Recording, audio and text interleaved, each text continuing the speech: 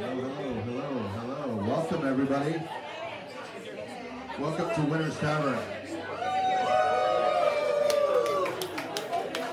Thank you all so much for being here. We really appreciate it. What a nice turnout.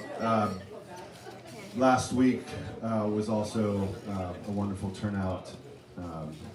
I just want to welcome everyone again for being here. It's a beautiful day on the beach.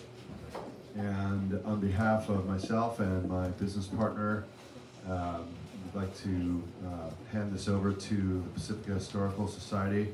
And we really appreciate all their efforts and work that went into putting this presentation together. They've been really wonderful to work with, and we're so happy to have them here in Pacifica representing the history of this wonderful town. So, yeah.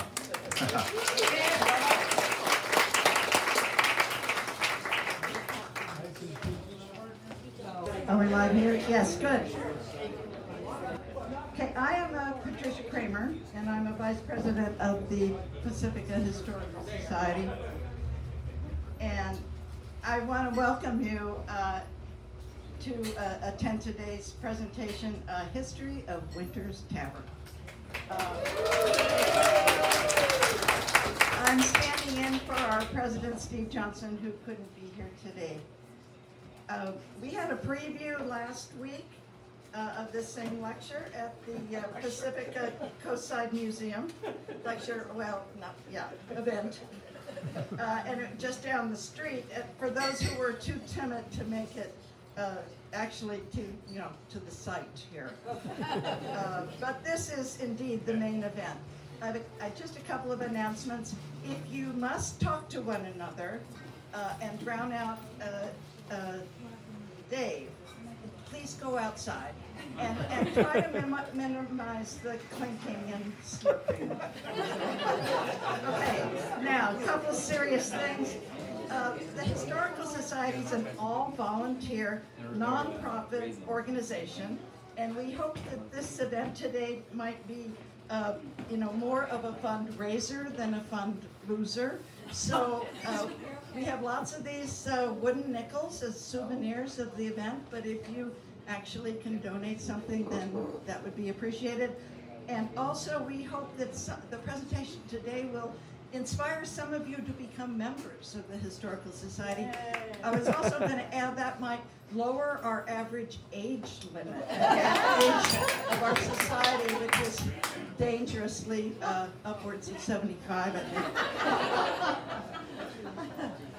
And so nickels and memberships are available over at our table over to the side. And also we've been circulating around with the nickels, and we'll do that after the presentation. Okay, I just have to tell you a bit of history.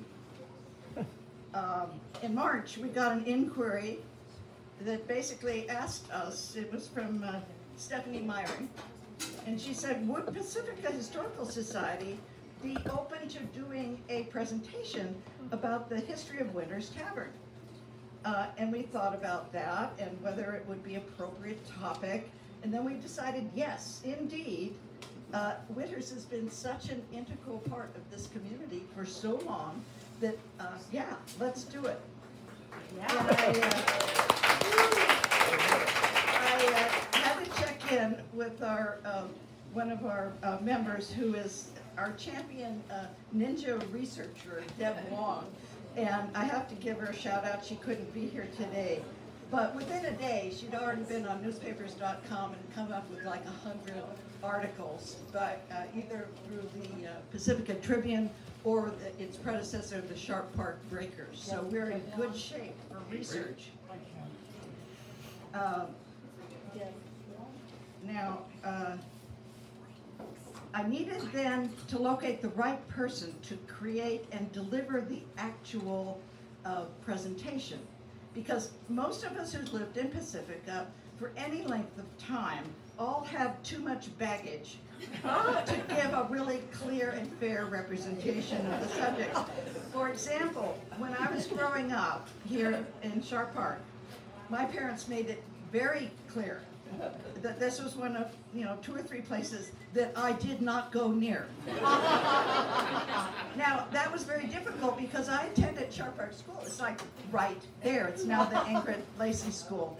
And when I walked to school, I had to go within feet of that corner back there. But I still was quite obedient to my parents. In fact, so much so that I actually never got into Winters until I was more than 60 years old. So who could we get who would be the right person for the job? Dave Malloy just moved to Pacifica within the past few months, but he was interested in Pacifica history and actually has become a docent at the museum. So Deb and I assured him that he wouldn't have to do research. We would feed him with all the material he possibly could need, but what his job would be to put the program together and make it interesting and educational. And luckily for us, he said yes. And although it's been a lot more work than he dreamed it possibly could be, he actually really has gotten into it, and we're so pleased that he's here today to give the presentation. Dave Malloy.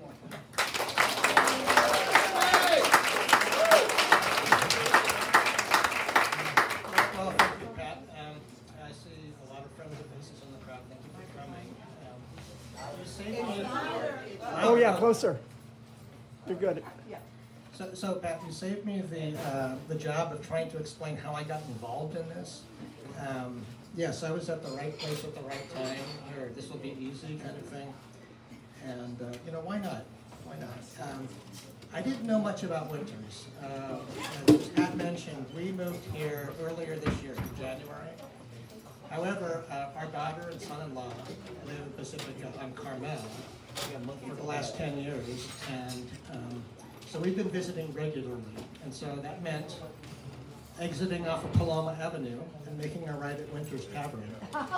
And every time I passed it, it's like, you know, it feels like a place that's been here a million years, and it has this vibe of biker bar kind of thing. Not a place that I would, you know, generally go to, but it's like it's an icon, clearly. And so, yeah, when I was offered the chance to work on this presentation, I was really happy to do it. Okay. So to begin.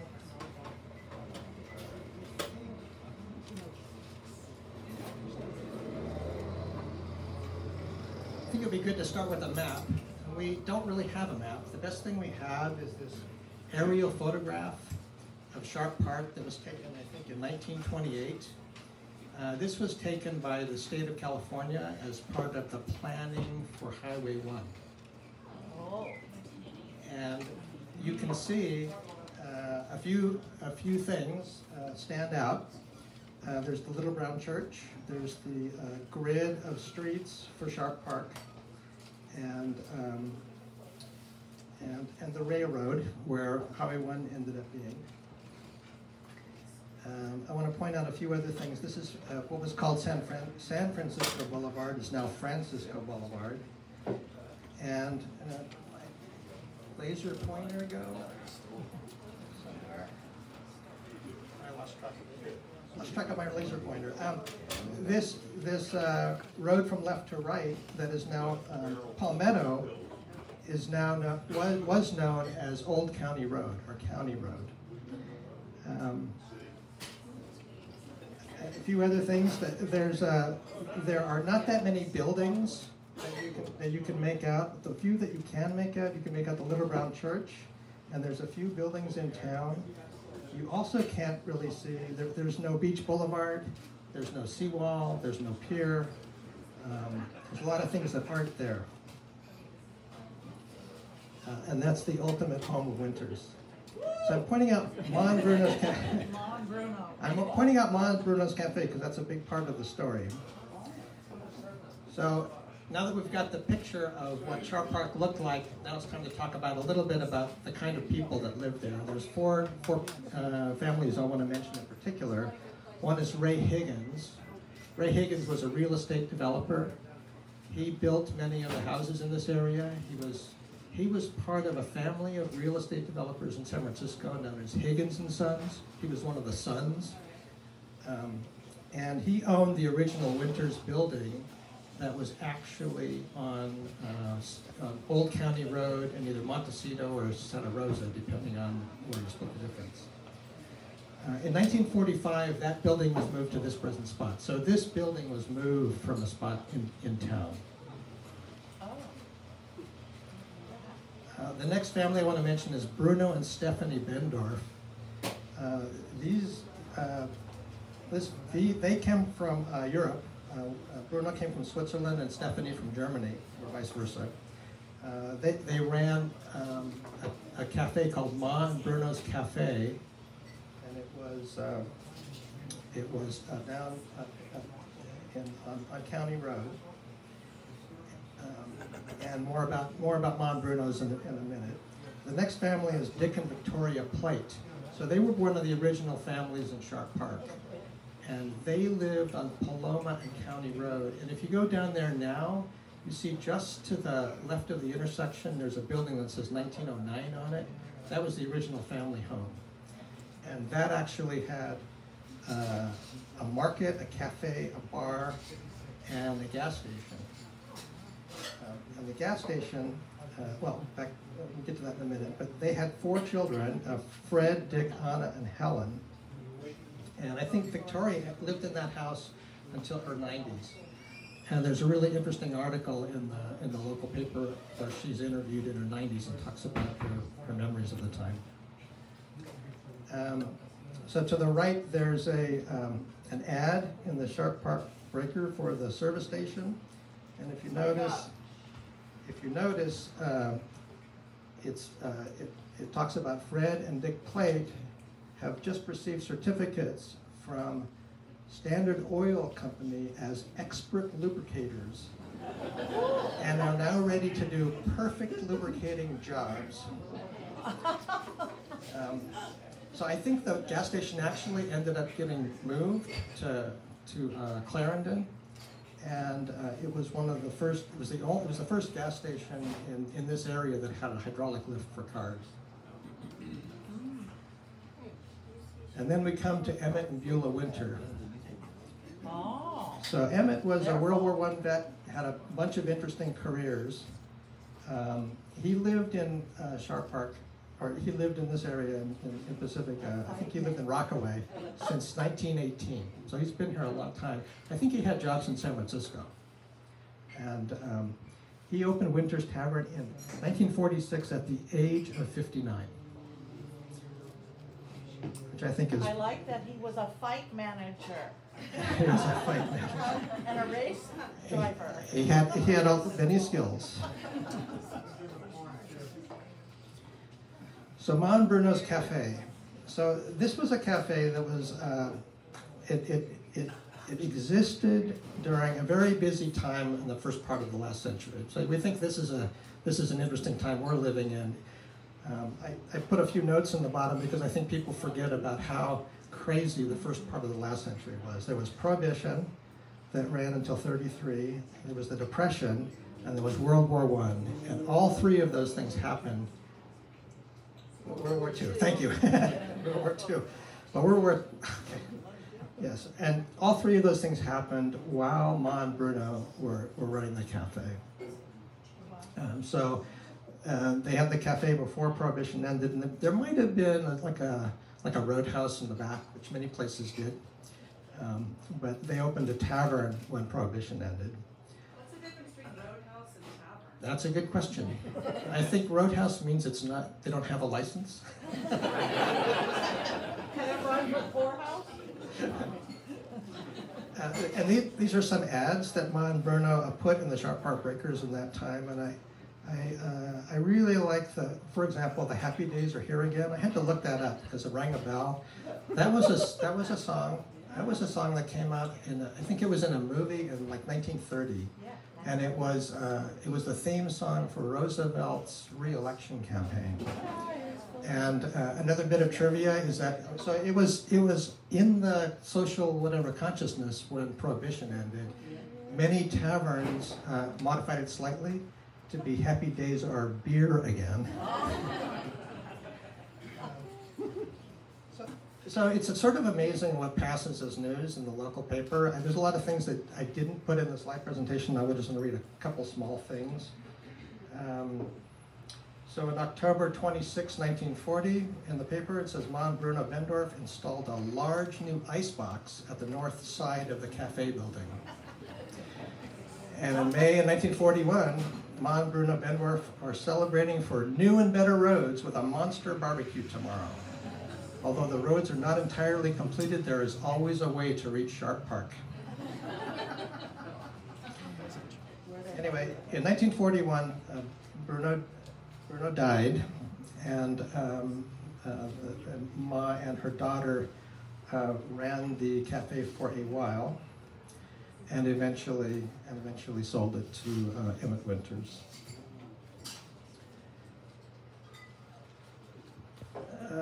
But before Winters opened the tavern, the building was moved by Ray Higgins. And so this is a map of my estimate of the track of the move. It went from Montecito through Pacific and then up. And my theory is that Palmetto or County Road was too busy. It was a better choice to go up Francisco Boulevard. The move took 4 days, and that's because the rigs failed to clear utility wires on Pacific Avenue. And another little bit of trivia, 2 kids, Whitey Hazen and Walt Novak, rode in the building while it was being moved. Back in the day. Why? This also caught my eye. So at about that time, so in 1946, there was a petition to the State Highway Commission. And you probably can't necessarily read the article, but it was basically an article about the efforts to get the speed limit on Francisco Boulevard lowered from 55 miles an hour to 25 miles an hour. And the reason was, in the previous 6 months, there were 2 fatalities for people going to the post office. So maybe it was a good idea to lower the speed limit to 25. There's also a mention that one of the arguments to lower the speed limit says this busy corner is the center of a new business district within 90 feet of the new post office building. We tried very hard to get a picture of the move. Deb did her best, and we came up dry, so we consulted AI and Photoshop. And here's an artist's rendition of the move.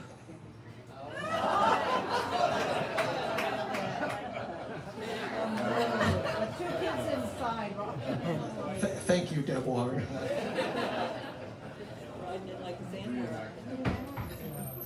So the building was, so the Winters was opened in 1946. And one of the things about these old papers is, and papers now I think even, is that you put in official notices when certain things happen, like when a liquor license is transferred or a property is sold. And so we know that Winters purchased trade fixtures and equipment from Stephanie Bendorf. This was the equipment to run the tavern. And a liquor license was transferred from the Bertha to Emmett Winters. And then in May of 1946 was the opening. And what really struck me about the opening is that more than 2,000 friends visited Winters Tavern on the opening day. And I have a hard time believing that. But 2,000, have you ever had 2,000 people here? That's well over our capacity. Only at Fogfest. You know, maybe it's a typo in the newspaper, I don't know, but there was a list of some of the people that came. People came from South America, people came from all up and down the West Coast. I think Emmett was born in Washington, and some of his family probably came down and so on. But it was a testament to how many people he knew, at least. Wow. 100 at a time. Indoor, outdoor. In and out. If you were here at opening day, you would have heard Frank Parenti and his accordion. So music was part of the mix from day one. Day one. as well as other entertainment. Yeehaw. Yeah. Papa's got a squeeze box, mama. Okay, so here's some ads from the very first year of Winter's existence. And I love the where anything can happen. Of course, there was a cocktail lounge. The fireplace was here. A dining room was open later in the year. Live music was from the beginning. And the moving pictures, you have to have really good eyesight. There's really tiny type in this when anything can happen thing ad.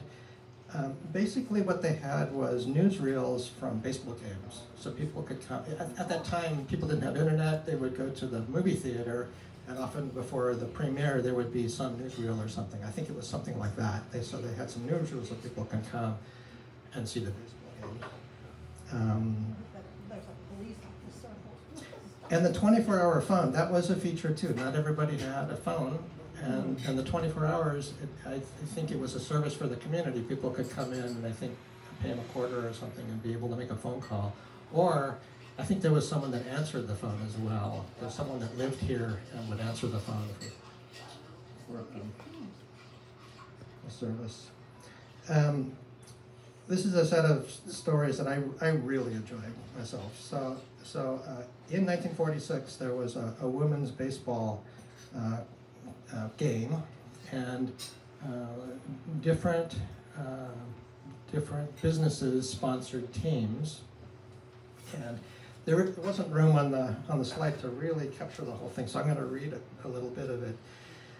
Before the game, the few days before the game, Emmett Winters got into the paper and was complaining.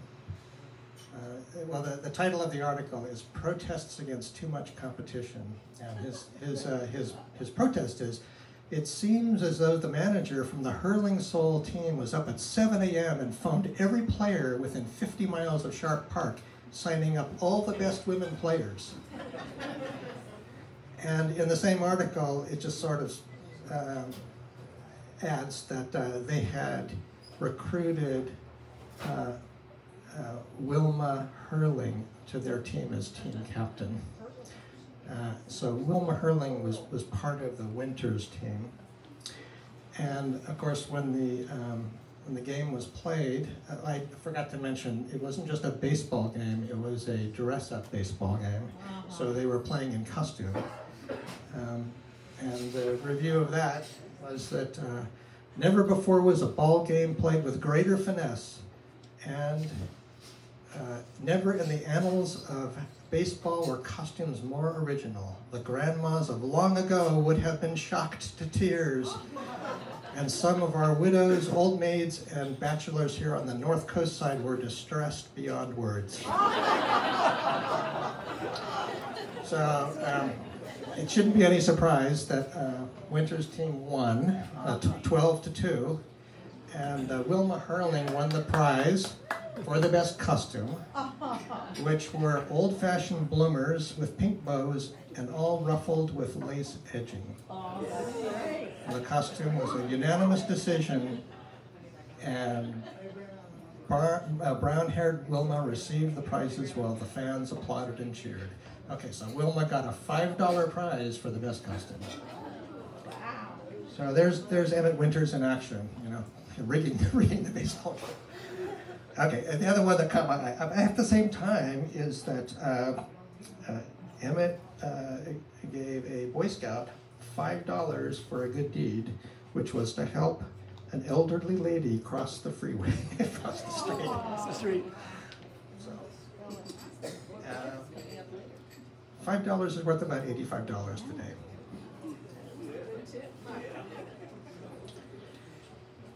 So this is the only picture we could find of Emmett, and we have no idea which one he is. So this is the first meeting of the North Coast Side Lions Club, and this is in I think it was 1949.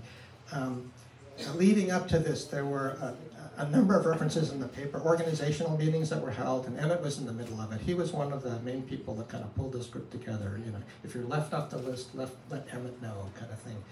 And I've got the list of all the people that are in this picture, but they're business owners, government, the postmaster, all kinds of people. These are the who's who of Shark Park at the time.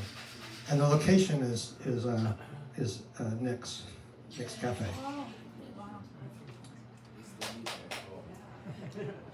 And then we come to the sad day. So Emmett died in November of 1951. And this is a list of the kinds of things he did.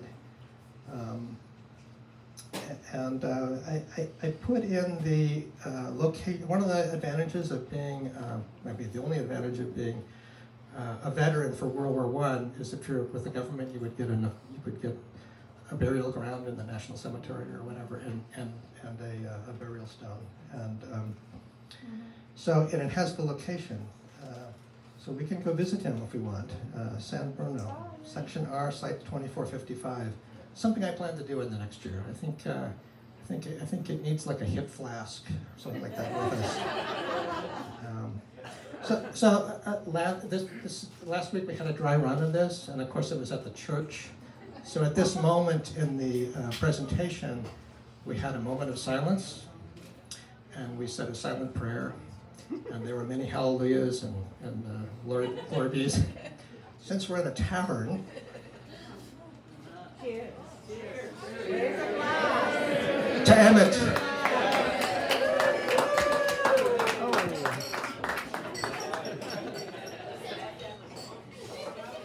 I feel like we did it right this week.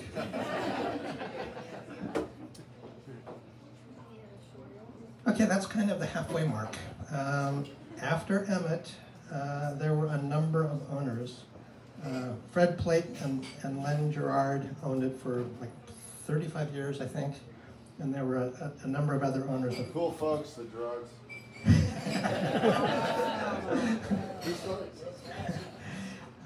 The real stories come now. Yeah, let's DJ take over.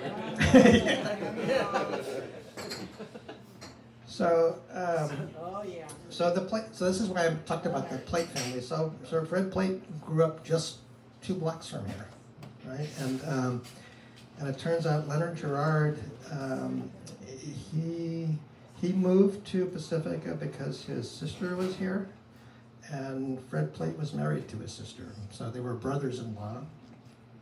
And Leonard Gerard was a butcher at the local market, and somehow got the nickname Skinner, which has got to be the worst nickname I think I've ever heard in my life.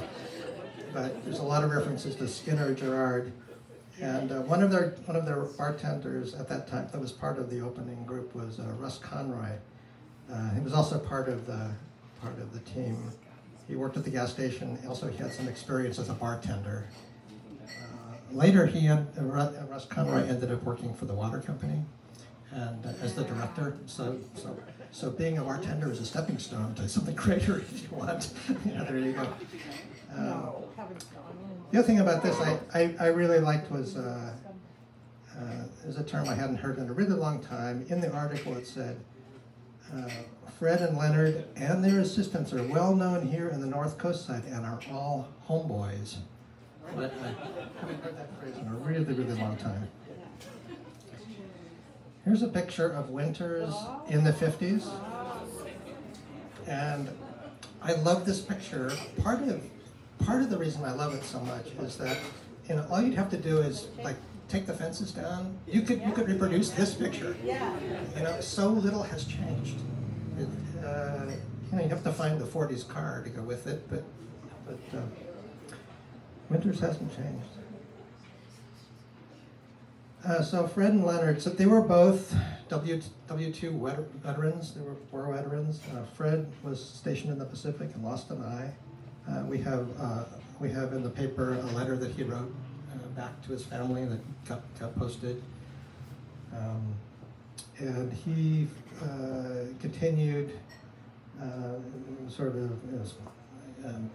being involved in the military, sort of as the vice commander of the Veterans of Foreign Wars, and so that was part of his social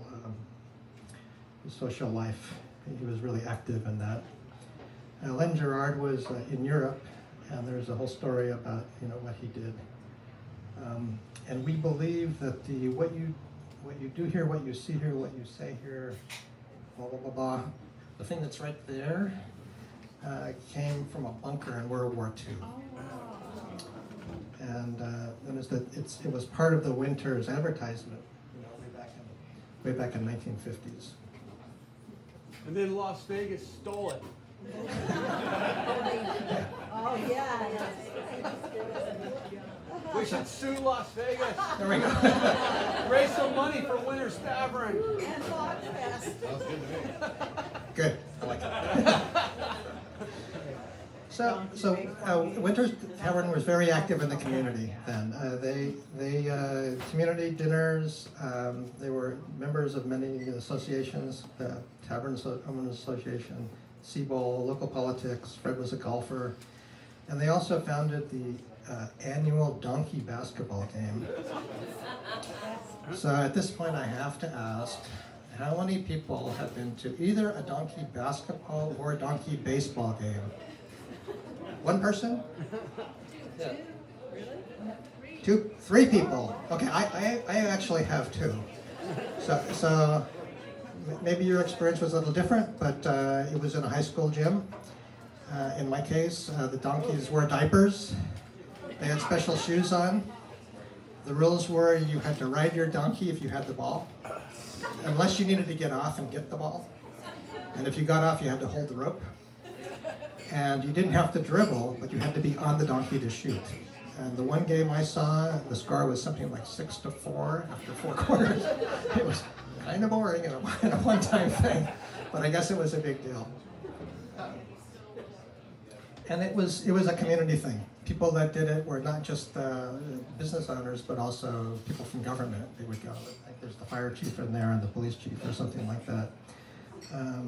Since I did these slides, Pat found another slide of donkey baseball, which I didn't even know was a thing. But it turned out that for donkey baseball, both Fred and Leonard played. There's pictures of them with their donkeys and a baseball bat. I have no idea how that works. Okay, so that brings us to the great pinball raid of 1970. So I'm very fuzzy on the actual, legal part of it, but I think if a machine gives back more money than you put in, it's considered a slot machine. So I think certain pinball machines fell into that category, and there were a number of pinball machines in different taverns in this area. And the police at the time decided was enough is enough, and we're going to crack down on these lawbreakers. And so they busted 10 or 11 places, and including Fred and Leonard, and they had to, get out a $250 bail. They had their machines confiscated. And of course, the bartenders reacted with outward calm. I've seen this before. I have to say, at this point of the history, the historical record got a little quiet, for lack of a better word, like we're talking 70s and 80s. I don't see a lot of, I didn't find a lot of community stuff. There were no baseball games, there was no ball hurling, but in my time at Pacifica, I've met people, like for example, my neighbor just down the street said, oh yeah, Winters, I remember they would get out, they would close the bar at 2 o'clock in the morning and they'd fire up their Harleys, and do wheelies down the street kind of thing. So I think a lot of that kind of thing was going on at that time. We did, I think it was Pat has a Facebook group and she reached out. So we're getting to the point where people can remember. There are people that are old enough to remember this time. And we got this picture back from the 80s with the Girard sons who were running the place. And it's interesting. The note that we got back was, I never saw the police come in when I was there.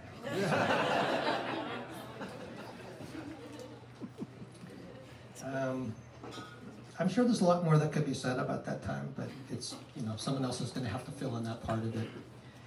Anyway, in 1987, the tavern was sold to Neil Morehouse and Lois Gropner. So on the right-hand side in this picture is Fred Plate. He was still alive. They were both veteran lounge operators.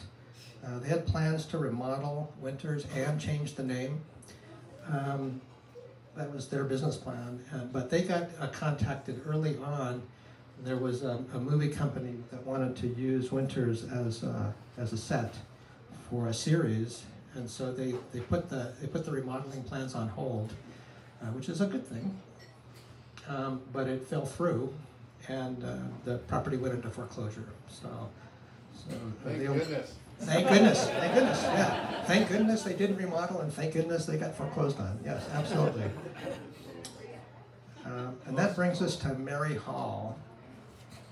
So Mary Hall retained the theme, alcohol, mixologists, full room. She brought in the shuffleboard, the only public shuffleboard. And I never asked the question, is that the original Mary Hall shuffleboard? That's the one. That's the one.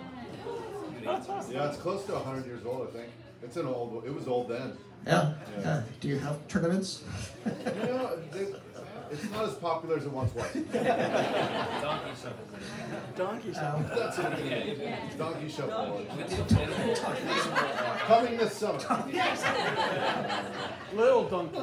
So the thing that Mary Hall was the most famous for was Stella. The world famous painting Stella with 2 left feet.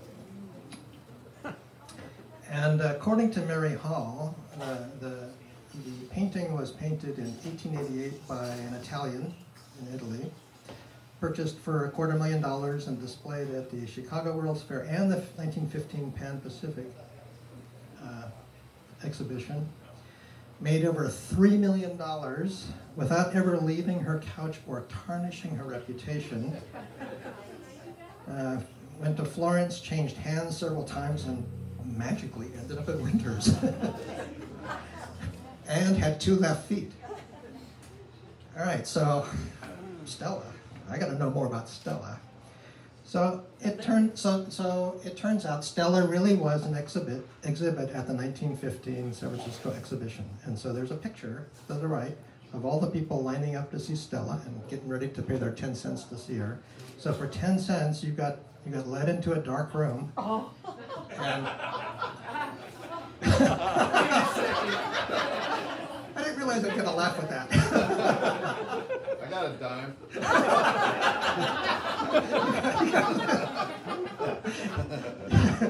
All right, let me capture myself. So you got led into a dark room, and you read the history of Stella.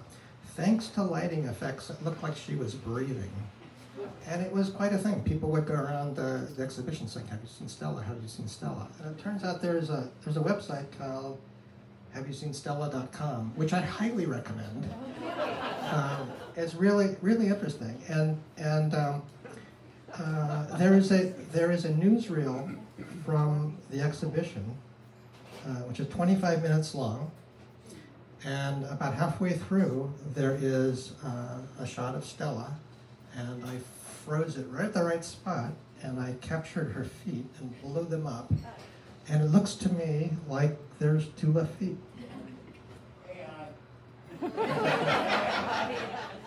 Now, that said, there is a real Stella. So this is from Wikimedia.com. So I assume this is the real Stella. And her feet are just fine.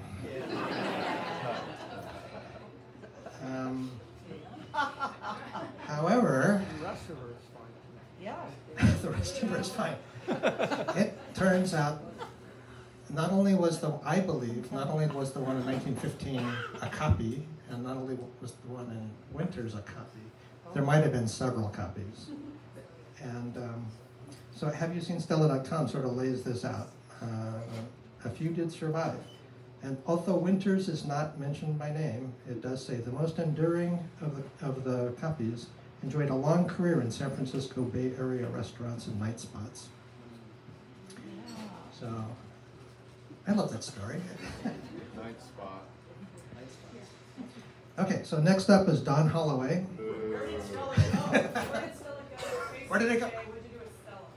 Okay. Ask Okay. that guy. Okay. John Holloway. John Holloway knows that he was the last guy to know anything about it. Yeah. I will not say anything. So there is a mention in the paper that Stella was returned to the original owner by the owner's request. So if you really want to dig in, yes, I'd like to know too. So Don Holloway was a Harley-loving Texan. He was interviewed in the paper, and he said that when he got winters that needed a major cleanup, we hand washed every square inch. He also said the clientele was upgraded. Winters had a bad reputation for years. We got rid of the riffraff. Police now only show up once a week or 10 days instead of nightly.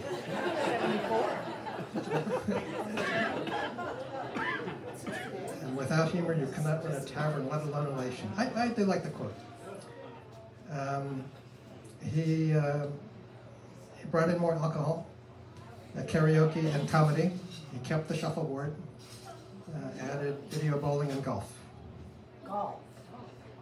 Video golf, I think. So he returns still. Stella got returned He returned it. That's awesome. to its owner. Next up was Chad Healy. And winters continue to be a place to come. The one thing I will say about Chad is that there was a fundraiser in conjunction with the Pacifica Historical Society. So Winters and the Pacifica Historical Society have a legacy of working together. So it was a prom was held at the Little Brown Church. He also owned a longboard margarita bar for a while. And now that brings us to present day.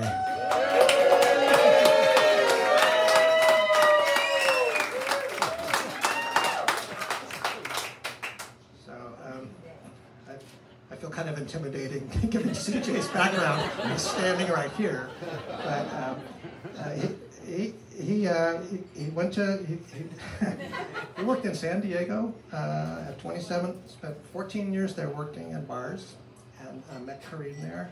And his father was not keen on him going into restaurant work, but it's something he clearly loved and really wanted to do. Karine was born in California and been working in hospitality since she was 15. They've got 2 boys, Joseph and Max.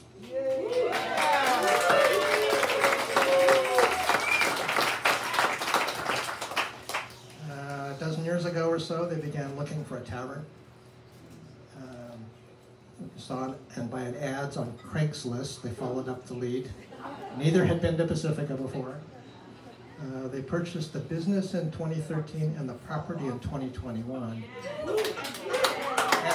And one thing I want to say is that when CJ was telling the story to me, it was clearly frustrating, that period of time between having the business and not the property, because it prevents you from doing improvements. Yeah. And it was a tough time. But eventually the property did get bought, and so I know that a lot of the decorations were redone, and he especially pointed out this picture, which he was proud of. I have to say, it really ties the room together. Warning, parts may fall off at any time. Where's my helmet? Yeah, I took that picture. I just couldn't resist. That cracks me up every time I see it. Okay, and they split the work here. They're both deeply involved. They both do bartending shifts and local shows. Beer and spirits, 17 handles. I mean, you can look at the board right there. No crap on tap. No crap on tap. Outdoor seating was added. Here's a great cartoon. Here's a great cartoon that Deb Wong made. Poor CJ's got to juggle everything. And we're still enjoying the outdoor seating today. Absolutely. The first time I came to Winters was outside, and I tell you, it was the most pleasant afternoon. It was really lovely. Yeah. If you've not seen the website, I highly recommend you go there. It is just an amazing list of all the entertainment and events that are happening. It's staggering. It's an incredible amount of work. I'm in such awe that you can pull all this together. It includes, live music, all these events, theme nights, and a lot of stuff that's in conjunction with the community. Pirates of Manor. Yeah.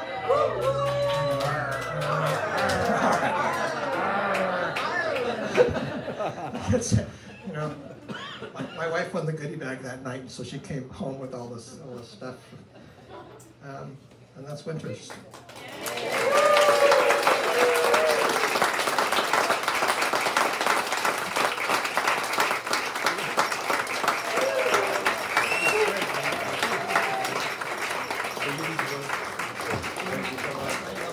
Thanks, everybody. You know what? Corinne is behind the bar right now, my business partner. She's basically the reason we're here because I knew very little about the Bay. I'd come up, for rock and roll shows over the years. On the 14 years I worked in San Diego. If you guys push, you might get her to come up here and say a couple of things. She's right there.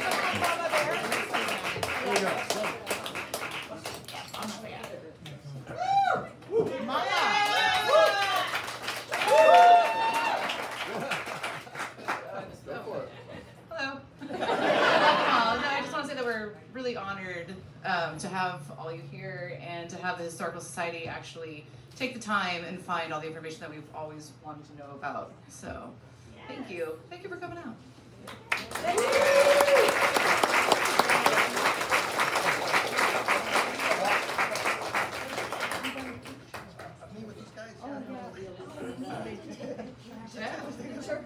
Gotta get on this one picture. Yeah.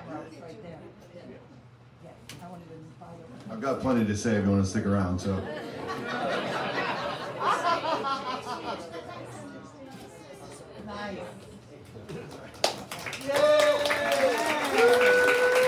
So, shout out to Chad Healy, who, worked his ass off, pardon my French, for many years to make this place continue to be successful. That was a tough time for bars.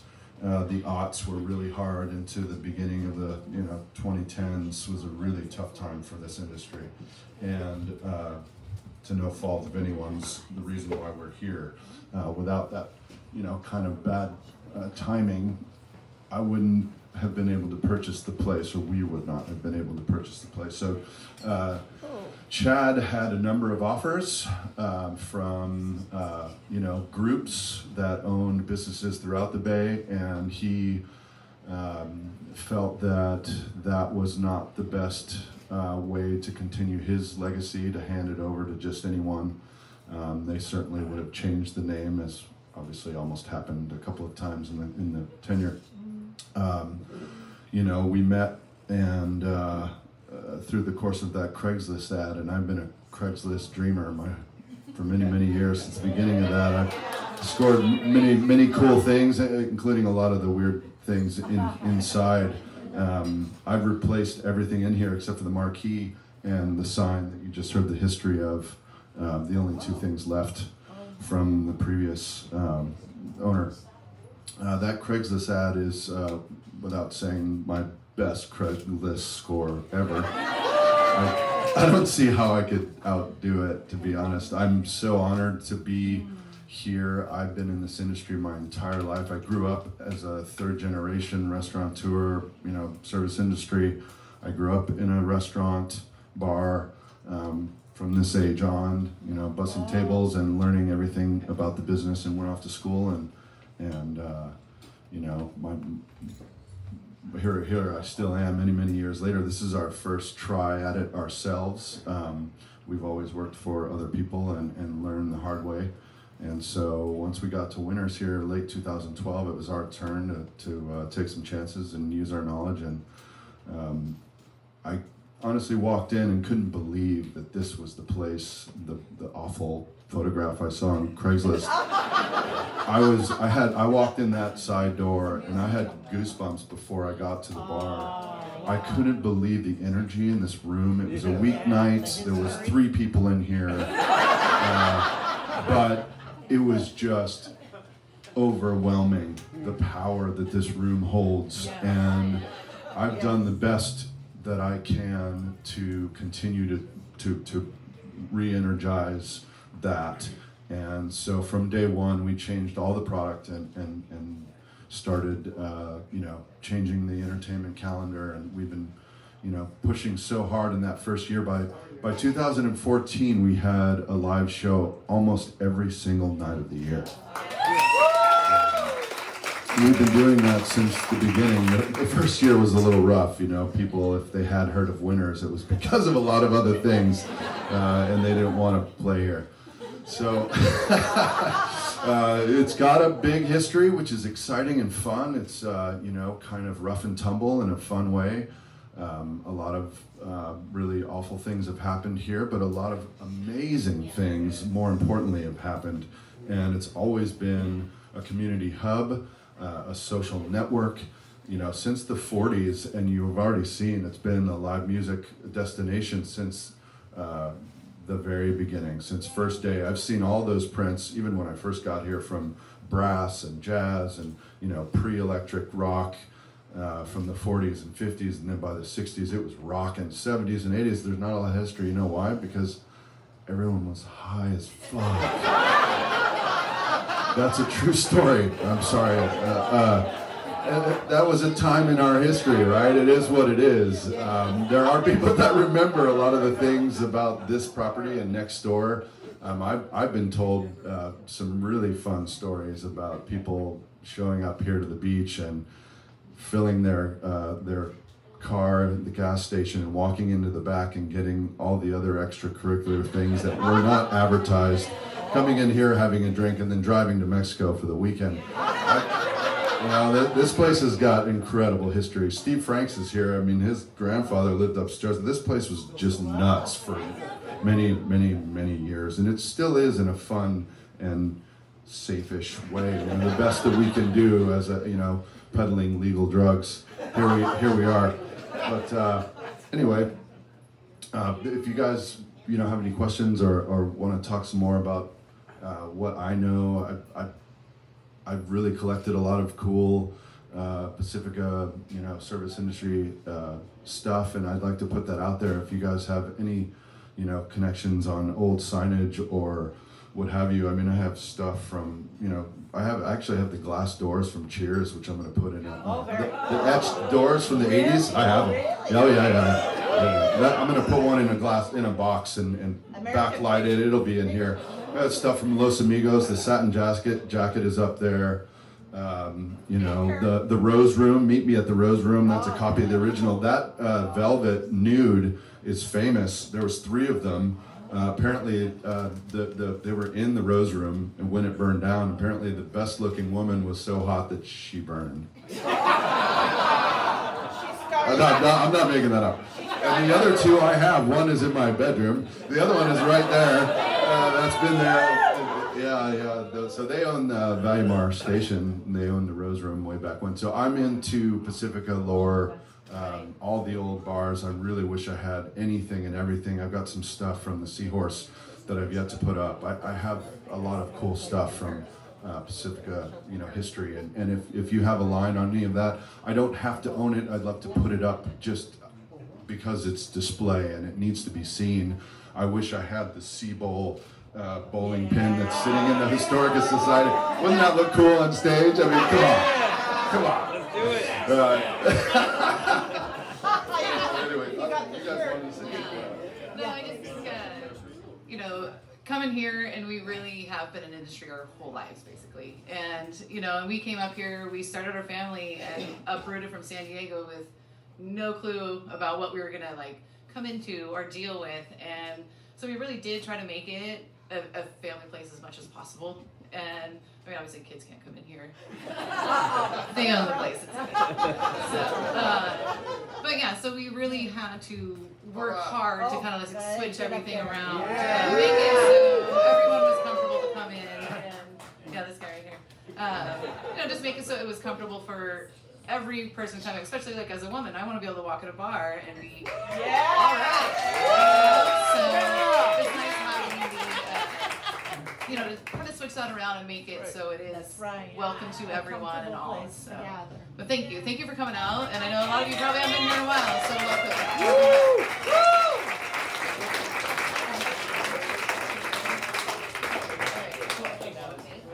And don't forget the.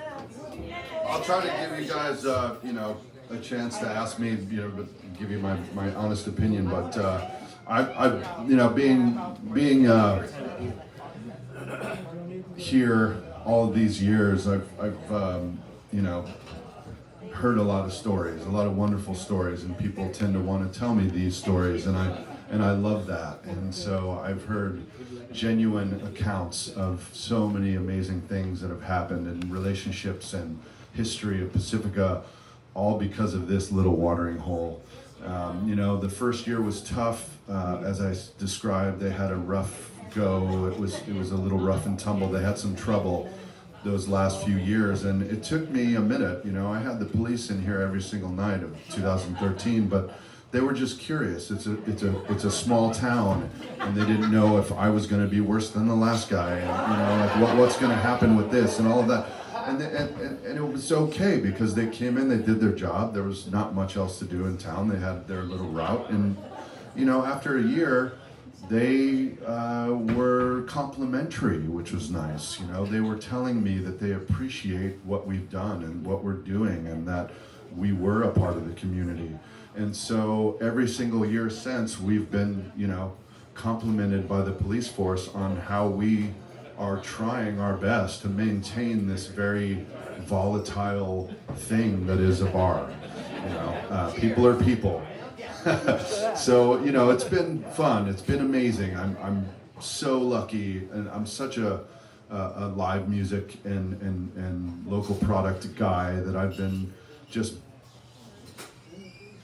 I'm gonna cry. There's so many amazing Bay Area people that make this place so enjoyable. You know, the brewers, the distillers, the musicians, the entertainers, all the people that do all the stuff that we all love work so hard. And I've been so lucky to meet and work with all of these people for all of these years. And now, you know, we've become Winter's Tavern. Again, we've revitalized this place and made it a destination for musicians and more. And so, yeah, well, it's my pleasure. You know, it's been amazing, the amount of entertainment that we've had. It's unfathomable, to be honest. Speaking about Roy. Speaking about entertainment, do you mind if I tell a story real quick? Sure. I want to just tell a story real quick. I don't want to get up on stage, but I was on the entertainment committee, Fog Fest, for 16 years. Thank you for your service. Oh, in my last year retirement, I'm like at IBL. I just wanted to help out with the stages because I love live music. Thank you for keeping that alive here. I was at IBL, and the Deadlies were on this surf band, you know, this, and I'm talking to the sound guy, everything's cool. I turn around and look, and this long-haired dude is skateboarding across the stage. Yep, right across the stage, skateboarding. And I go up, and I think I said something like, "What the F are you think you're doing?" And he pointed behind the stage of the big banner, Winter's Tavern, and he said, "I sponsored this stage." I believe that was $1,200 bucks. Correct me if I'm wrong. $1,200 the first year, and ever since then, I've been coming to Winters. So, cheers, dude. Thank you. The Deadlies are awesome too, by the way. They're still playing out and about all over all these years later. Roy?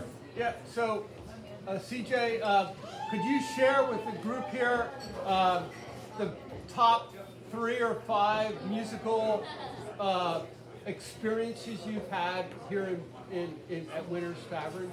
Well, Yeah. What was the question? This question is my top 3 experiences with live music here.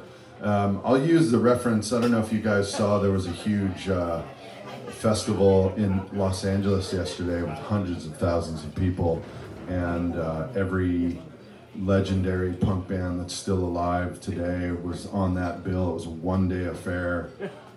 It's all over the internet.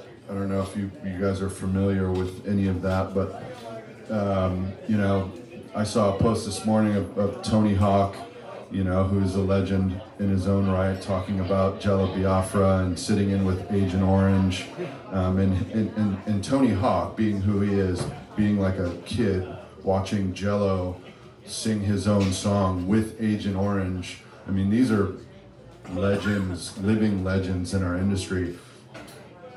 Those guys were in my green room, and I was talking with them about music, and I was just kind of floored about the power of these individuals and the world tours that they've been on for decades. We've really had legends in this room, on this stage, legendary musicians over and over and over again. It's about what you know about music. I mean, Steve McKay, thank God for Steve McKay. Because of Steve McKay, who was a local Pacifican in his final years, you know, Steve McKay played saxophone with Iggy Pop and the Stooges. I mean, you know, that guy was a legend. He would sit up here and play drums on our open mic night. I mean, that guy played for, you know, like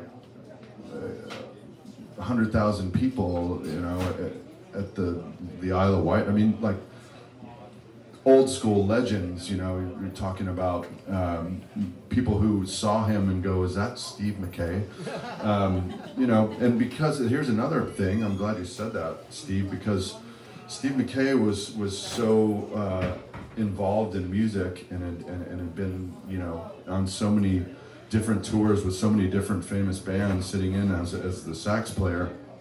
You know, he was big with Mike Watt, who is a legendary bass player in the Minutemen and Firehose and a lot of other bands.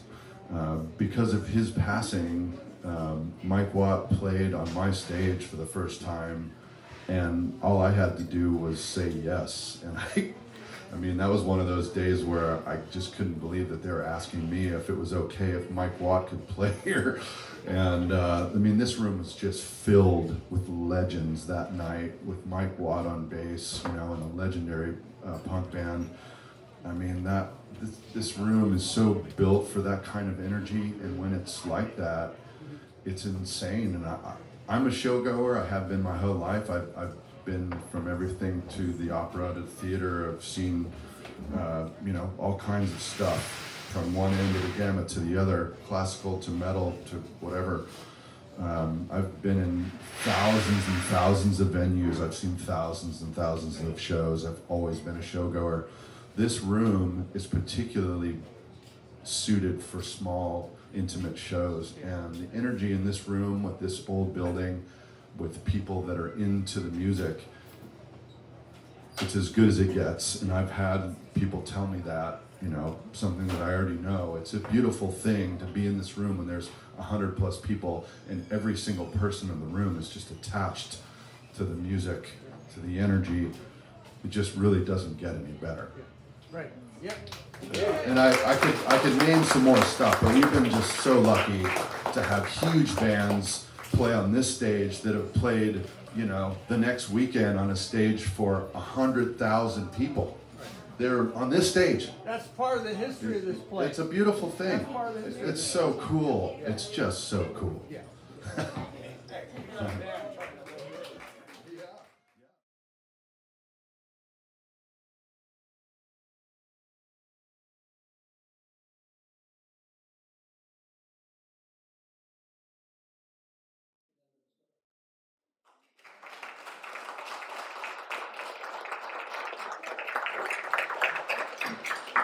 I put my email there. It's a little intimidating giving a historical presentation to members of the Historical Society. So if there's any mistakes in here or stories you think that might want to be added to this, I'd be more than happy. I mean, I'd love your comments. And so anyway, I want to give a lot of appreciation to Pat and all the work they did. It was really great. And this has been really fun. Yeah. You said it took 4 days to move it from its location originally. I read years ago that the way it was moved was rolled on logs. And it's only 4 blocks to go 4 days to go 4 blocks. It sounds like that might have been possible. You know, I an expert in this, but I don't think they did it on logs. I think they had little sleds with wheels on them that they would track them up and set them on and kind of pull them behind the truck. Well, that would certainly make more sense, but you said you guys made up the Oh, that picture, oh, yes. Yeah, but I was just curious if that may have been why. You know, honestly, I don't. I think part of it was clearing the utility wires. They had to stop and redo the overhead stuff to get custom. I think that's the way I read it. Yeah. If you're interested in house moving, it turns out, I didn't realize this until a few days ago, there's a whole series of little short movies that PHS has done. Maybe 10 years ago, there was it was sort of a studio format. Pereira, yes, and there's a video just on moving houses with the Pacifica. It's surprising how many have been moved. This is after this time, but when the high school was built, a lot of houses got moved over. And houses, it's surprising how many houses have been moved. The same guy that moved a lot of houses also moved those trains down by Bellore Station. You know that there's a restaurant there with the 2 trains. That was one of his. And he moved houses in San Francisco in summer. It's very interesting. So the original painting of the name on the side of the building had been plastered over because it used to be white. And we were there one day when CJ was pucking away at it. Somebody may know more about this. And he didn't realize that the original painted sign name You're was talking still about in the the building. winters. Yes, it That was got covered there. over. It got covered over. Blasphemy. Yeah, it was. We didn't realize it was still there. And so when we started chipping away and saw it was still there, it was just like, woohoo. It's like an archaeological dig. Yeah. Yeah, it's pretty But yeah, interesting. he didn't realize it. I'll ask him. You know, You should ask him about that. so yeah, I mean, CJ, I've had a couple conversations with him, and he's a great storyteller, but it's impossible to keep up with him. And, you know, so last time I talked with him, that's a great story. He did mention that. He did, when I asked him about someone living in the building, he says, "Oh yeah, I know there was that guy, but there was another guy that's even more interesting." So this other guy ran a moving company. He moved. He was in the entertainment, so he would do large concert venues or something, and have most of around. Anyway, for one, I think it was a fog fest. They got a cherry picker, and we put a person in a little bucket, and they go up in the air. He got the biggest one possible, and he was giving rides in the parking lot of Winters to random people up the street. 100 feet in the air. What was this? This was a guy that lived at the Winters Tavern before. You'll have to ask CJ. I don't know. He tells me this in stream of consciousness. It's like, That does raise a good question. I'm sorry for interrupting. CJ will view the event, and will be an opportunity for him to address questions, because there's a lot of I people hope so. who will have questions. I'm sure he'll show up. Okay, I just, yeah. He's not shy with it. That would be amazing. Because there's things that he'll not remember to mention unless somebody asks. Yeah. Question I would hear someplace. Yeah, I just wanted to say,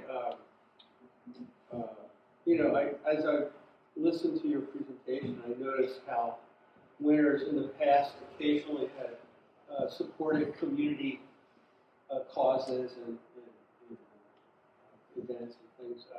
You know, CJ's really has done a lot of that. You know, personally, I've been very thankful for his support of Pacifica's Environmental Family Kahuna Surf Contest, which I organize every year.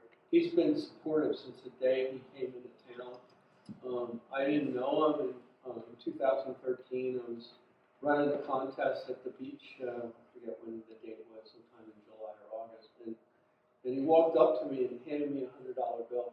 Oh, Said, "Here, I want to support the Kahuna." That's awesome. You know? And his spirit is just great. Him and Corinne.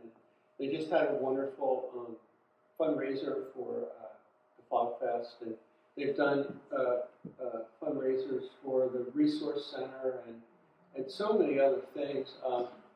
And as a live music lover, you know, I've lived here since '82. Pat, like your mom, my wife warned me not to go there, and I listened to her for many years. but not anymore. But I was kind of disappointed with the music scene here in Pacifica when I first lived here in the '80s. And, it was hit and miss. The best music for many years was at Pacifica performances at the Millville Hospital on Saturdays. But when CJ showed up, he started bringing in bands, and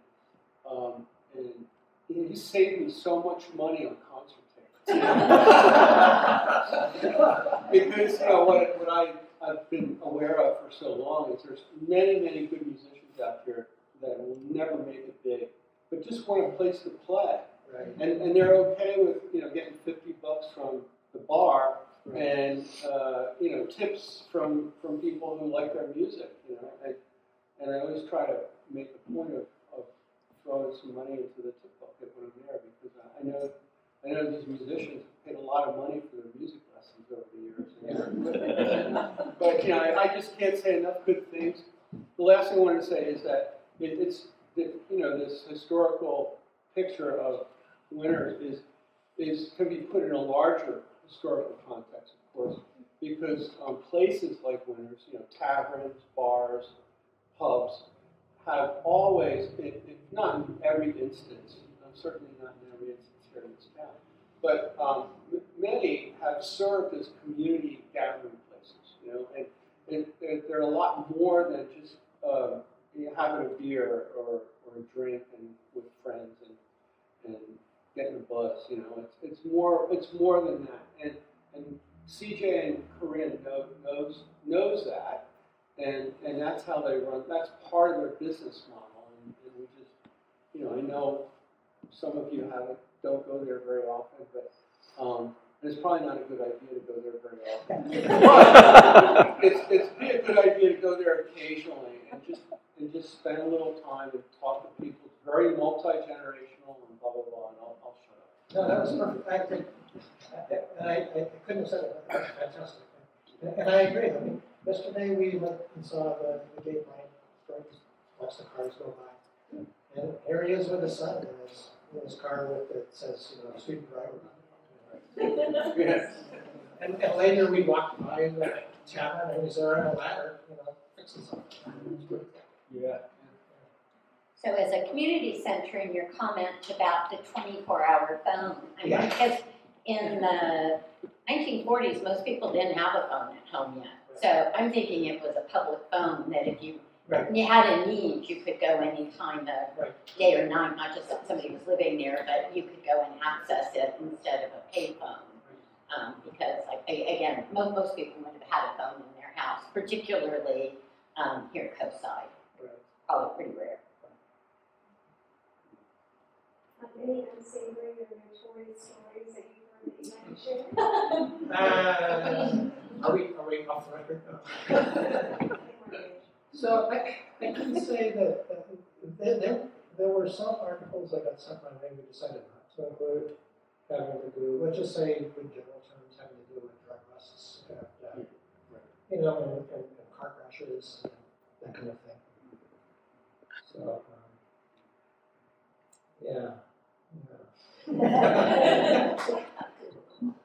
Anything about the Hells Angels in the 60s? I did get one article that said there was a rumor that 1,000 Hells Angels were going to descend upon the city of Pacifica and you better get ready. And it ended up not happening. They never showed up. It ended up not happening. But yeah, this is not the kind of thing that you can look on the paper and just see that this is the history of Hells Angels in Pacifica. I don't have a good sort of a holistic picture. I didn't, well, They never showed up, and everybody was disappointed. yes. They expected it, and then, where are they? They never showed up. So, it's a non-story, really. So, Well, it was known as a biker bar for a while. Yeah, biker bar. Yeah.